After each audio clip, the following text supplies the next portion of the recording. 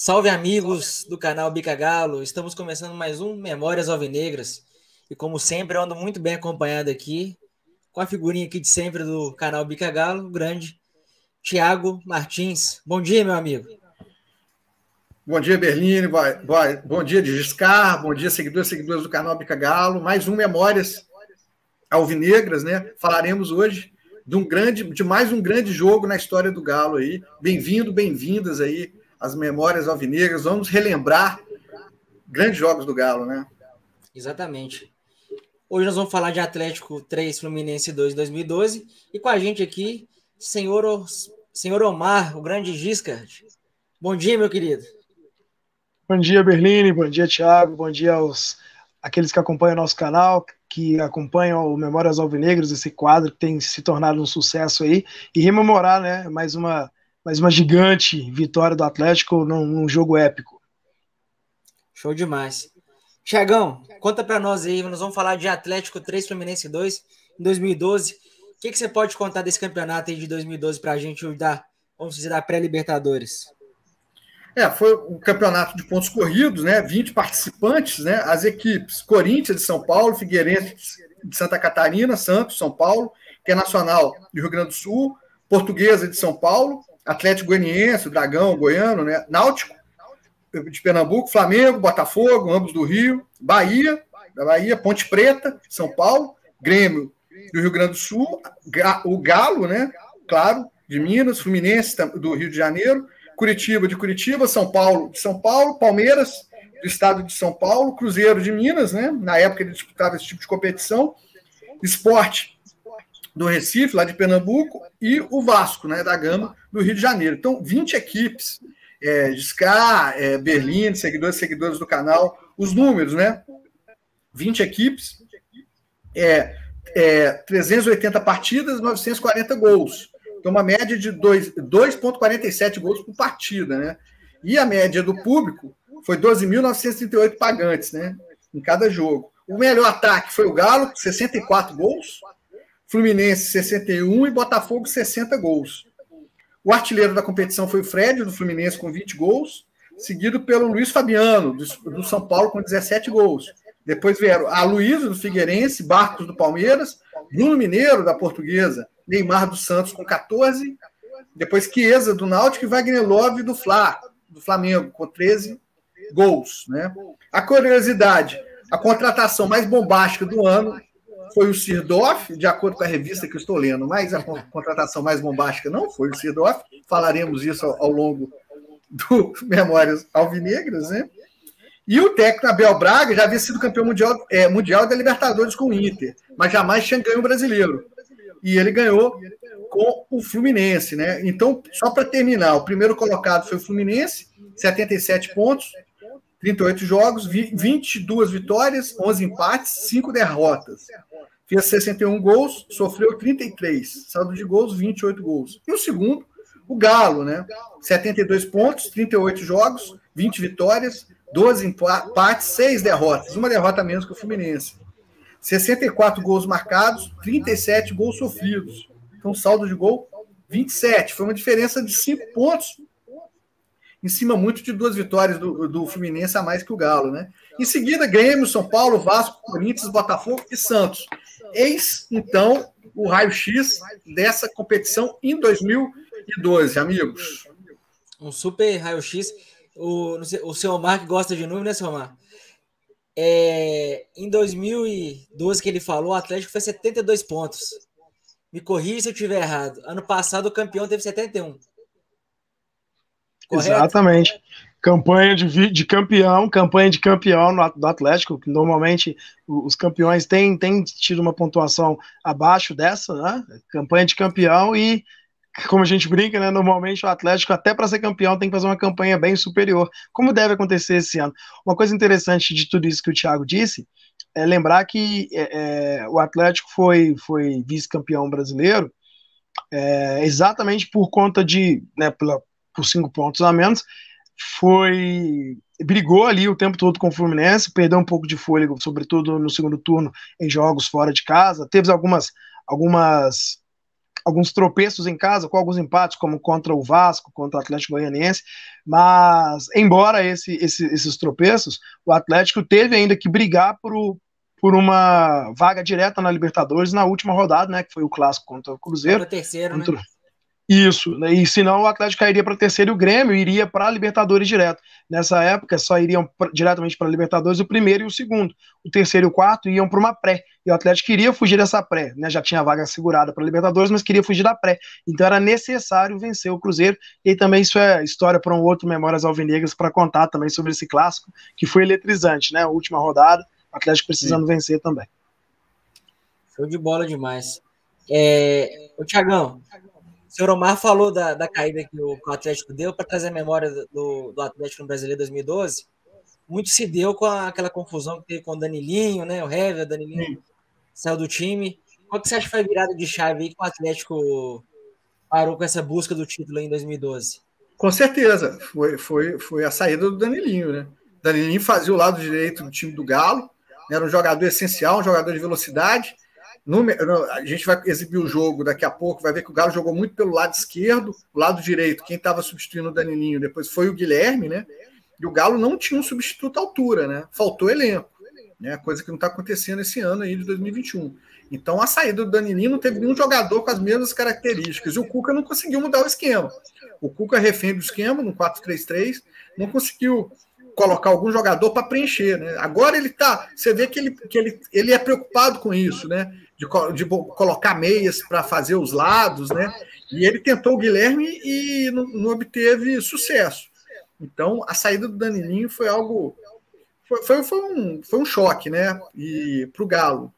E eu queria falar dos artilheiros. Antes o Galo foi campeão mineiro, né? Nesse ano, né? Em 2000 América. Invicto, né? Inclusive. Invicto. Sim. Aí, os primeiros jogos do Novo Independência, né? O artilheiro do Mineiro foi o André, com 10 gols, né? E da Copa do Brasil também, o Galo saiu nas oitavas de final, foi o André, né? Mas no Brasileirão, esse número é bem... Quem foi o artilheiro do Brasileirão? Eu fiquei abismado. Artilheiro do Galo? Do Galo, isso. Eu sei porque eu já fiz um post sobre isso, então eu sei de cabeça. Foi o Bernard. Mas eu sei porque eu fiz... Eu sei porque eu fiz um post sobre isso há um tempo atrás, e aí eu fiquei também impressionado, assim como você. Eu falei assim, caramba, na minha cabeça seria o Jô. Mas, como eu tinha feito esse post, né, eu estudei sobre isso à época, então falei, caramba, o Bernard foi o artilheiro. Bernard. Mas eu acho que o Jô estreou na terceira rodada também, né? Aqui. Hã? O Jô, acho que eu fui na estreia do Jô, foi na terceira ou quarta rodada contra o Bahia, ficou 1-1.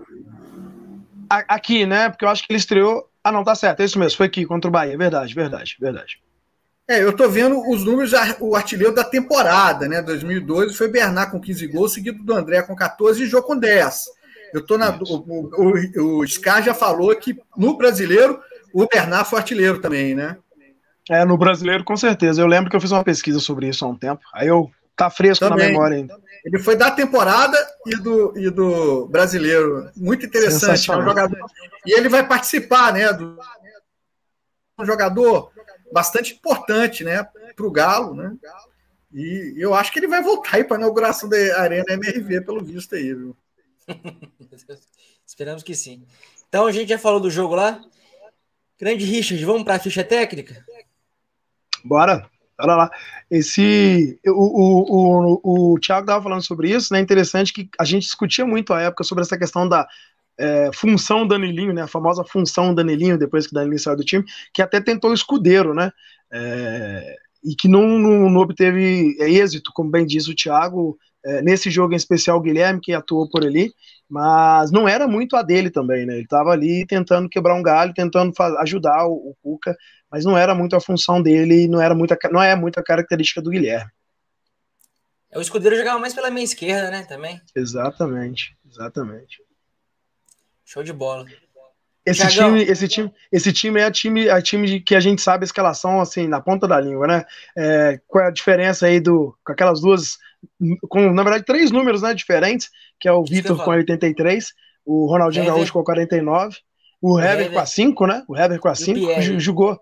E o Pierrão com a 5, com a 55, depois virou 5, e o Jô, né? Com a 32. coisas que aconteceram aí ao longo desse ano de 2012, que teve aquela numeração fixa. 49, vendeu demais, né? Vendeu demais. Show de bola. Thiagão, o senhor Omar falou da escalação aí, era uma escalação que eu acho que dificilmente a gente esquece, né? Tirando a questão da numeração que ele disse, é muito parecida aí com quando a gente ganhou da Libertadores. Mas tem alguma coisa que chama atenção? Você já falou do Guilherme ali na direita, no lugar do Danilinho. Tem algum ponto que você gostaria de colocar? Uma performance diferente de 2012 para 2013 do jogo? De 2012 para 2013 Libertadores? O Tardelli, né? Você ter um jogador que faz esse lado aí, o Tardelli, o Rosinei também é um cara mais veloz, ele consegue ocupar esse lado direito, já jogou de lado direito, né? Você ter jogadores no elenco 2013 que conseguem fazer essa função pela direita, de jogada de linha de fundo. Eu acho que o destaque é ele. Michel também, né? Michel é um lateral mais defensivo, né? Mas você tem jogadores que fazem essa jogada de linha de fundo, coisa que você não vai ver durante o campeonato, com a ausência do Danilinho, e no jogo, que a gente vai mostrar, né? Você não tem jogada pelo lado direito, né? É um Saara, o lado direito do Galo, né? Um deserto marroquino. Então, eu acho que a grande evolução é essa, né? Também opções de artilheiro, né? O Alexandro, né? Você tem mais opção também de meias. De meio, não, volante, né? O Josué de meio campo, né? Para composição de meio campo, né? O Josué. Era o Serginho, né? Com certeza. Era o Serginho reserva em 2012, né? Sim. Mas nesse jogo você vê que o Donizete joga muito bem.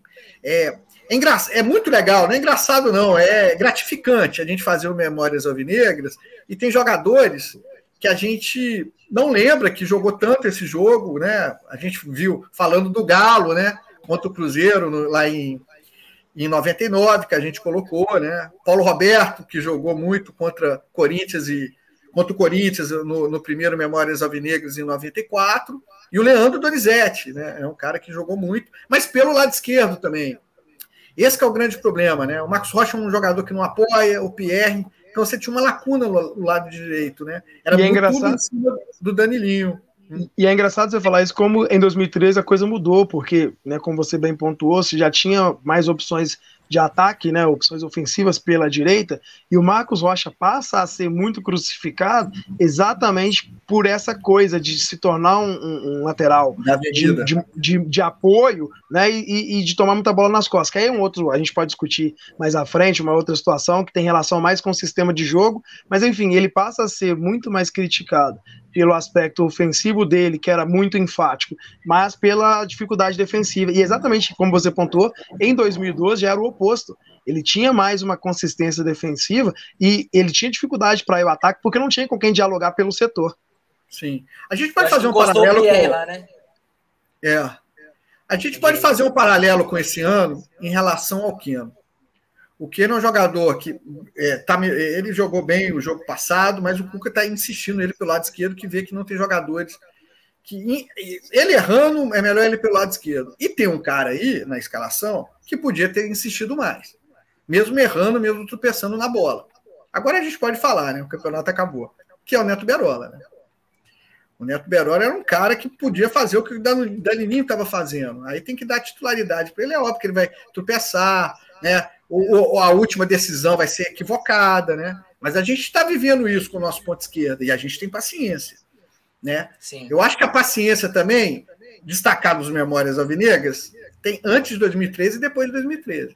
Então, antes de 2013 era complicado, né? Você colocar o Neto Berola, tinha essa pressão, né? Hoje não tem mais. A gente tem a pressão do brasileiro, mas a gente foi campeão da Copa do Brasil, tá? Da Libertadores. Então, o Cuca podia deixar mais, insistir com o Neto Berola, porque já estava armado. Ele tentou uma coisa diferente e não deu certo, né? Fácil falar agora, com certeza, mas eu acho que o Cuca de hoje, eu acho que tentaria mais o Neto Berola, né? Ah, sim, com certeza. Gisca, conta do time um pouquinho do time do Fluminense também. Tinha um bom time ali, principalmente do meio para frente, né? O time do Fluminense que era interessante. Se você falou uma coisa interessante, né? Que você tinha um Deco, que era um exímio jogador, né? Já indescendente, mas ainda com muita qualidade técnica. Você tinha um Thiago Neves, que não era tão destaque assim. O Deco brilhava mais do que o Thiago nessa época. O Wellington e o Fred, né? O Wellington aquele ponta mais aguda, aquele cara mais da bola esticada, e o Fred com aquele faro de artilheiro que ele teve ao decorrer da carreira. E o Fluminense ainda contava, inclusive entrou nesse jogo, né, com o Wagner e o Sobis, 2 meias também de origem. Então, assim, um time de muita qualidade técnica do meio para frente, só que era um time, pela proposta do Abel, pelo estilo do Abel, né, pelo estilo que o consagrou, sobretudo lá no Internacional, um time que jogava por uma bola. O time do Abel não era um time de ganhar de 3 gols de diferença, 2 gols de diferença, raramente fazia 3 gols no campeonato. Como bem disse o Thiago lá no início do nosso Memórias Alvinegras, o Atlético foi o time com melhor ataque. O Fluminense, embora tenha sido campeão com 2 vitórias a mais, fez menos gols que o Atlético, e olha que tinha poderio ofensivo para tanto, só que não era a proposta do nosso querido Abel. O Abel se valia muito mais de um sistema defensivo sólido e saía nas estocadas, em contra-ataques, né? Era um time mais reativo. Nem sei se a gente utilizava essa palavra à época, mas hoje ele seria visto como um time reativo, mais próximo daquele perfil Mano Menezes e Tite, que foi consagrado no Corinthians. Tem uma coisa que salta os olhos em relação à defesa. Se você pegar, tipo assim, a defesa do Fluminense, a gente vendo a escalação, vê que a defesa do Galo é melhor, né, que do Fluminense. Só que a defesa do Fluminense, toda a linha defensiva, né? Tomou 4 gols, até os 2 volantes. O Fluminense tomou 4 gols a menos que o Galo, né? Esse é o enigma, né? Que enigma. Porque se você pegar a zaga e os 2 volantes, são melhores que essa zaga e os 2 volantes do Fluminense. Só que a gente tomou 4 gols a mais. Tem um fator também, né? O Diego Cavalieri foi o ano dele, né? Esse aí foi o ano dele. Ele fez um ano fora da curva. Excelente explicação. Nem no período em que ele jogou no Liverpool, nem quando ele apareceu no Palmeiras, ele teve uma fase tão primorosa. Inclusive, a gente pode até dizer que de fato pode ter sido um lampejo, porque ele não voltou a repetir um ano, uma fase tão boa quanto essa. Isso. Então é o único que destaca, né? Se você pegar os defensores. No aspecto defensivo, sim. Né? Verdade. Outra coisa que eu acho que o Fluminense tomou pouco gol também foi o ano do CBFlu, né? O Fluminense, sim, não tirando mérito não, mas foi um ano que foi bastante ajudado, né? Sim, tiveram muitos lances controversos, né? Até você falando do CBFlu, antes de eu fazer antes de estar aqui com vocês, eu li, tem um livro do Fred Melo Paiva, né? Que é o Atleticano Vai para o Paraíso, né, esse cara, né? Isso, Atleticano Vai para o Paraíso, isso. E ele tem uma coluna antes do jogo e depois do jogo, ele comentando. E ele fala isso, CBFlu. Eu acho também que o time do Fluminense não era tão bom assim, não. Eu acho que era esses tropeços. O Galo, emocionalmente, o time do Fluminense era mais estável que o Galo. Estável, com certeza. Bem estável, por causa do técnico também, que é muito... Na época, então, ele era muito... Era um poço de emoções, né? Então, os jogadores também teve esses aspectos do Danilinho. Também teve um momento também que o Calil cobrou do Ronaldo Gaúcho, não foi? No vestiário contra o Vasco. Sim, contra o Vasco. Meu pai vive falando Dia dos Pais. Ele errou a mão. E o Fred fala também ou em outra coluna, eu passei os olhos, isso, né? Você tem um time que tem o Cuca e o Calil. Quer dizer, gasolina na churrasqueira, né? Você tem um combo explosivo. Então, eu acho que esse combo também prejudicou o Galo, né? Não conseguiu superar as crises, né? Então, esse fator foi determinante também. Esse lance dele brigando com o Ronaldo, falando que o Ronaldo pode ir embora. Então, isso destabilizou um pouco. Então, você tem que saber lidar, coisa que a gente está fazendo bem agora. E depois de 2013, tem o lance do Galo não ser campeão. Isso é complicado, né? Na época, não tinha um grande título, né? Agora está mais tranquilo. Então, o ambiente estava explosivo, né?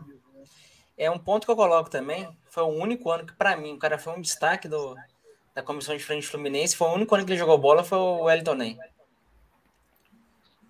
Eu gosto muito do Edinho, tá? Eu acho que ele dá uma consistência defensiva excelente. O Edinho tinha jogado bem no Fluminense, no Internacional também, né? Isso, e é um cara alto, então você ganha em bola parada, né? O Pierre não teve gol pelo Galo. Então você tem esse fator ofensivo, né? Você tem um volante que defende muito bem, ataca muito bem. Você tem o Deco também. Você tem a opção de 2 grandes meias, né? Que estavam jogando bem na época, o Wagner e o Deco. Se você pegar aqui, pô, o Guilherme é um grande meia, mas ele não estava muito bem, né? Ele vai explodir em 2014. 2013 para 14, né? Assim, o grande ano dele foi 14, né? 13 ele viveu de lampejos também. Que lampejo, né? Que lampejo. Que é o gol lá contra o bons lampejos, bons lampejos. Isso. Mas foi lampejo, não teve sequência, nunca teve sequência. Você vê que aí é o que a gente... Claro que não sofre, né? É a benesse desse ano. Se você pegar o Fluminense, olha as substituições. Sai Deco, entra Wagner, sai Thiago Neves, entra Rafael Sobis, né? Você tem opções também. O Fluminense consegue manter o padrão. O Atlético, na época, o Danilinho saiu, e aí? Cadê o substituto? Né? Saiu o Bernard, entra o Richarlison. O Rick é um bom jogador, mas o Richarlison é um jogador que mais defensivo. E olha essas substituições. São jogadores que jogam pela esquerda, né? O Leonardo, me fugiu a memória agora do Leonardo. Era atacante? Era um atacante. Isso, inclusive ele teve um jogo que ele fez 2 gols. Lembrei. Contra o São Paulo. Você vê as substituições também. Aí, elenco. O Fluminense ganha esse campeonato também em cima de elenco, né? Você vê que o elenco do Fluminense, com nas certeza, substituições aqui, é melhor que o time, que o Galo, né? O Galo estava montando, mas peças-chave a gente não conseguiu suprir a altura. E tem uma outra... 71, né, e tem uma outra coisa que aqui é diferente, que é diferente que é diferente desse ano, por exemplo, né? O Atlético não perdeu nenhum jogo em casa naquela temporada, né, do Brasileiro, e ficou invicto também por 32 ou 33 jogos, se não me engano, mas fora de casa o Atlético tropeçou, embora tenha perdido poucos jogos, o Atlético perdeu, salvo engano, foram 6 jogos, né? Se não tinha enganado, acho que foram 6 jogos. O Atlético perdeu 6 jogos, os 6 fora de casa, mas empatou demais, sabe? Aquela coisa de empatar. É melhor se tiver 3 jogos, é melhor você ganhar um, empatar outro e perder o outro que empatar 3. Né? Então, muitos empates. E a postura do técnico agora você vê que é diferente, né? Completamente. O Atlético tá empatando ou perdendo fora, ele tenta colocar atacante, ele tenta abrir o jogo, né? Ele não fazia muito, né? Nesse período aí, mas não tinha opções também. Acho que isso vai ser a tônica do Memórias Alvinegras quando falarmos de campeonato brasileiro, né? Tirando 71, tirando a final do Dadá, né? De 72 para cá, a gente vai vir com esse argumento do faltou elenco. Faltou elenco 77 para substituir. Faltou em 80 com o Silvestre improvisar. O Silvestre podia ter sido alvo, sim. Falta elenco em 99, que é célebre, do Curê, né? O Curê entra no lugar do Marques. Falta elenco em 94, que a gente fez. O Éder não joga o segundo jogo, né? O Atlético entra no 4-5-1 contra o Corinthians na semifinal, ganhou de 3-2 em casa, perde de 1-0, gol do frango do Humberto. Falta elenco no gol também. Então, se você analisar a história do Galo, tem essa. A reposição é complicada. E o Fluminense, pela escalação, você vê pelas substituições, né? Você vê que a reposição foi muito boa. Destacar que a gente empata com o Fluminense lá, né? No primeiro turno, por 1-1, né? Exato. Exatamente. Sim. 1-1.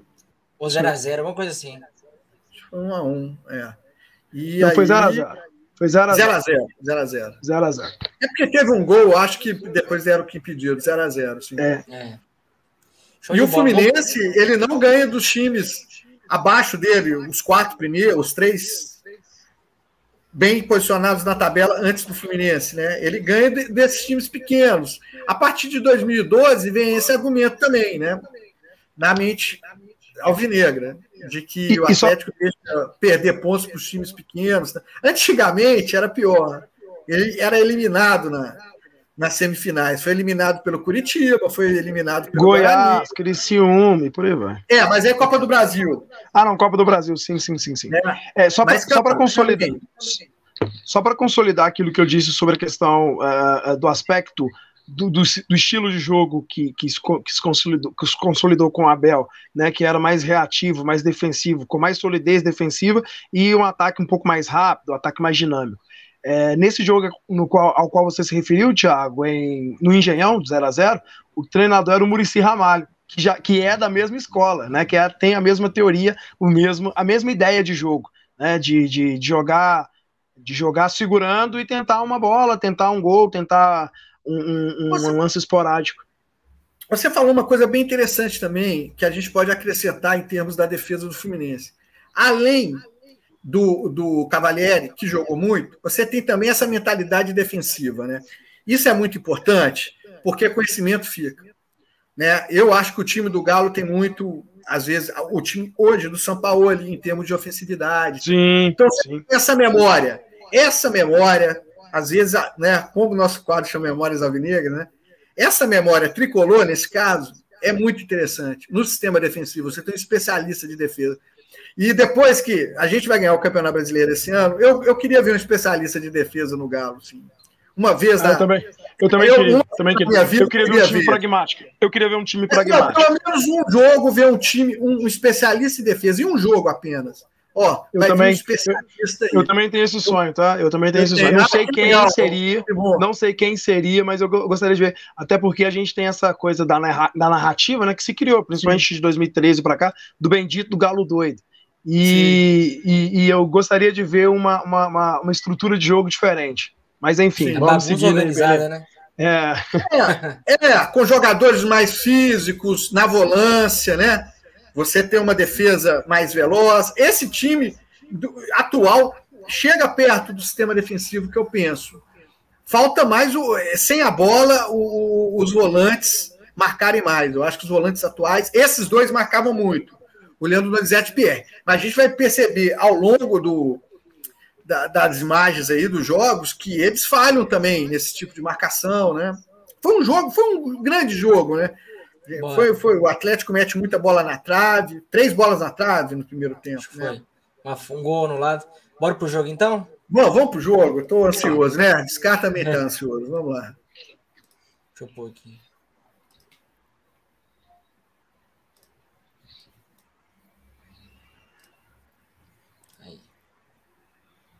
Leandro Donizete trabalhou no meio com o Ronaldinho, tentou a devolução pro Leandro, bateu pro gol! Uma jogada pela esquerda, tá? Só pontuando. Donizete, que foi um leão na partida, né? Naquele padrão Ronaldinho Gaúcho, né? Independência pulsando, né, cara? Mais uma pela esquerda. Ronaldinho ficou livre, ele levantou buscando o jogo de pé direito! Que bola, né? Olha o nosso ponto esquerda, levanta a cabeça e cruza para alguém, né? Mais uma jogada pela esquerda, com meia esquerda. A falta, hein? Essa falta que vai culminar no gol. Essa falta que vai culminar no gol. O gol que foi anulado, né? Isso, o gol que foi anulado, teoricamente, por uma falta do Léo Silva na barreira. Até agora eu não vejo. Eu tento ver esse lance, eu não vejo uma falta. Ele está dizendo que o Leonardo Silva fez falta na barreira. Fez. Essa é a falta. Fez. Olha o comentário de arbitragem. Fez. Você vê que em nenhum momento ele desloca a força que ele exerce, não desloca os jogadores do Flu, né? Agora uma jogada pelo meio, uma jogada pela direita. Né? Aí o Guilherme faz um papel interessante, né, gente? Você vê que ele não vai para cima, o Fluminense ia para cima, né? Essa é a grande jogada do Fluminense no primeiro tempo. É nisso que eu ia dizer, ia pontuar isso agora. Essa é a primeira jogada do Fluminense.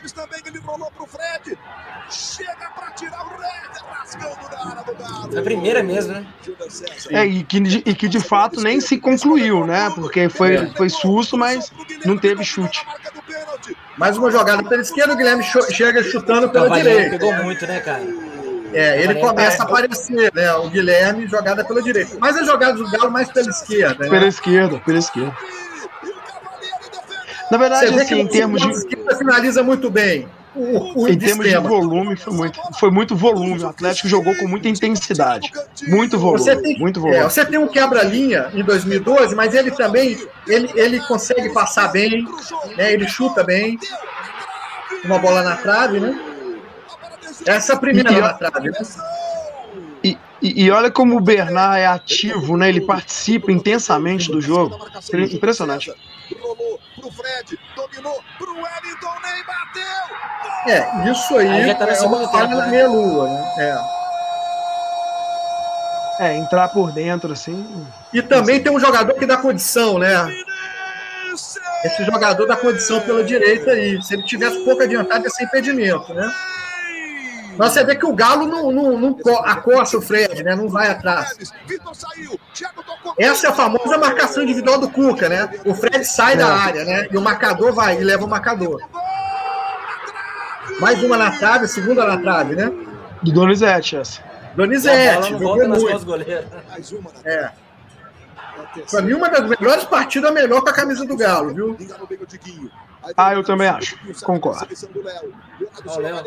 E olha que não... do Léo é uma jogadaça, né? Mas ele normalmente, quando faz essa jogada, ele perde o fôlego, né? A gente já viu em outros jogos do Galo ele fazer esse tipo de jogada. E uma coisa interessante sobre a atuação do Donizete é que ele atuou muito bem. Olha, mas o lance do gol, uma jogada pela direita, conduzida pelo Marcos Rocha, toca pro Ronaldo no meio, que toca pro Jô, né? Uma jogada pela direita. E que finalização, né? Que finalização. Sim, mas tinha os dois, o Jô, na canhota dele, um abraço, né? Um abraço do gaiteiro, como falam, né? Então, mais uma jogada pela direita, começando com o Marcos Rocha, né? Uma jogada diferente, aí você desarma. Uma jogada pela esquerda aí. Olha o cruzamento do Bernard, excelente, né? Você vai ver os cruzamentos do Bernard, né? É um cara que quebra a linha, olha o que ele faz. Ele não vai chutar pro gol, levanta a cabeça, ele vai cruzar. Levanta a cabeça. Tem um atacante no Galo que ele corta por meio e chuta. Levanta a cabeça demais. Isso. Se fosse o Kenny, ia chutar no gol. E ele tem direita, o Bernard. Aí, olha o que ele faz. É isso que falta, né? E que cabeçada de manual, né, cara? Nossa, cabeçada de manual essa aí também. Nossa, impressionante. Mas eu dizia sobre o Donizete. Queixo no ombro, né? Queixo no ombro. Mas o cruzamento, ele olha, ele tira, o atacante é solidário. Ele é solidário, ele é altruísta, é franciscano, né? Senão ele enchia o pé. É isso que ele tem que fazer, nosso meio, ponto esquerdo. Aí foi uma jogada em cima do Marcos Rocha, né? Um cruzamento e a defesa com o meu Bosque, né, Descarga? De novo, a bola por dentro, no meio da área. Uma jogada dessa aí, uma bola lançada, se você contar, tem mais jogador do Atlético do que do Fluminense na área. Então Sim. É mosca. É agora. E esse é o grande. Isso é ponte aérea do basquete. Outra coisa, né? Se a gente lembrar, nesse momento, o jogo já estava sendo dado como empate mesmo, que já estava no apagar das luzes. A explosão do estádio. Muito alta, né? Se não fosse o Léo Silva, ninguém conseguia cabecear isso, né? Como brinca o Dadá, né? O ponto futuro. E o Léo, ele foi tão feliz que ele cabeceou no único lugar onde o Cavalieri não chegava. Se você vê a imagem, você vê assim, ela vai na junção da trave, assim, entre a trave e o travessão, que não tinha pega pro Cavalieri nenhuma, tanto pela força da cabeçada, quanto pela posição em que ele entrou. É um lance de rara felicidade e acho que devia ser sempre exaltado, porque ali é lance de genialidade. O Ronaldinho, como ele mete essa bola nesse ponto futuro, como parece que ele sabe exatamente até onde o Léo consegue subir para achar o tempo certo da cabeçada, é uma jogada fantástica. Você sobrou no jogo? Eu fui. E o Bernard tinha uma coisa que eu gostava também. Cara, tem jogador que se apaga... Dizem que na hora... Não, pode comentar, depois eu falo, Berlini. Não, é só comentar que o Bernard, uma coisa que eu gostava nele, que em jogo grande ele aparecia, cara. Tem jogador que tá indo bem na temporada e desaparece. Ele é muito persistente. Ele não tem medo, não. E ele tem muita fé também, é um cara bem positivo, né? Em relação ao Ronaldo, né? Muita gente fala, o pessoal que foi no campo, eu vi o jogo aqui em casa, eu fiquei na poltrona 5 minutos travado. Você passa mal quando uma coisa que você não espera acontece. Eu não esperava. Eu não estava no campo. Então eu vi pela TV. Quem viu no campo diz que o GNV Black toda hora gritava, toca no Léo, porque todo mundo viu. E normalmente, quando tem esses lances, todo mundo vê e o jogador não toca pro lado, então, mas só que era o Ronaldo, né? Uma coisa é você gritar para outro jogador, toca no cara, outra coisa é você gritar pro Ronaldo, né? Então ele manda a bola lá no Léo. Fiquei travado na poltrona uns 15 minutos, muito mal. Vi minha avó pela Greta, mas deu tudo certo. Foi a única vez que eu passei mal, que frequento o Mineirão desde 87. Nunca tive nada, não. Esse eu tive. Porque foi uma coisa bem inesperada, né? No final do jogo. Esse jogo foi muito tenso mesmo, muito tenso. É um nível de tensão. Nervoso, porque, né? Assim, o Atlético teve muito volume durante a maior parte do tempo. O Atlético merecia, né? No futebol não existe merecimento. Mas o Atlético fez por merecer, ele procurou mais o jogo, mas a gente tem que levar uma coisa, o Fluminense, dentro da proposta dele de jogo, dentro do sistema de jogo, dentro das ideias que ele estava desenvolvendo ao longo do campeonato, ele foi bem sucedido, ele conseguiu abrir o placar, conseguiu, não digo nem se é certo ou se é errado, mas o Fluminense foi bem sucedido até então. Não, sim, eu penso o seguinte, você não pode dar mole para Kojak, né? Bezerra da Silva sempre fala isso. Mas se o Kojak não for o Kojak, que é o detetive da década de 70, se for um detetive ralé, um meia-boca, você pode dar mole. Eu acho assim, nesse sistema de jogo que o Fluminense, né, fazia, né? Ele já pensa que o adversário vai falhar na finalização, entendeu? Com o adversário. É o que aconteceu com o Palmeiras, né? É o que aconteceu com o Palmeiras, né? O Palmeiras aqui, ele veio jogando por uma bola e ele tentou acreditar o tempo todo que uma hora uma falha defensiva ia acontecer. E foi o que aconteceu. Sim, mas também falha ofensiva também. É o jogo que pode fazer com o Flamengo, né? Eles falam assim, o Palmeiras fez um ferrolho, o Galo não conseguiu atacar. Não, isso não é verdade. Isso não é verdade. Não, o Atlético teve um lance de pênalti, o Vargas. Igual o Fluminense, né? O Galo teve chances contra o Fluminense. Mal comparado, o Fluminense é fio da navalha. Uma coisa é você jogar com o Náutico, né? O Timbu lá na época, Ponte Preta. Uma coisa é você jogar contra um time muito bom, né? Esse foi o grande perigo, né? E nesse jogo falhou. E nesse jogo falhou. E uma coisa que você está falando aí que é interessante, que é essa ideia de jogo, ela é muito arriscada, principalmente quando você se propõe a jogar assim contra um time que tem mais qualidade que o seu. Um exemplo disso, que às vezes dá certo, foi o Atlético Goianiense recentemente agora, porque o Atlético abriu o placar, teve a chance com o Alan de fazer um segundo gol e depois acabou acontecendo o que aconteceu. Mas tem essa relação. Mas aí, você falou uma coisa interessante. Tomou gol 5 minutos depois, cara. Você falou uma coisa interessante, mas você pode montar uma estratégia da bola cair na finalização para o cara errado. O Alan não tem nenhum gol. A gente tá falando do Pierre, né? O Pierre tem por volta de 180 jogos no Galo, não tem nenhum gol. O Alan tem por volta de 85, 86. Ele não tem nenhum gol também. O Alan, você esperar que o Alan vai fazer o gol contra o Dragão é muita fé.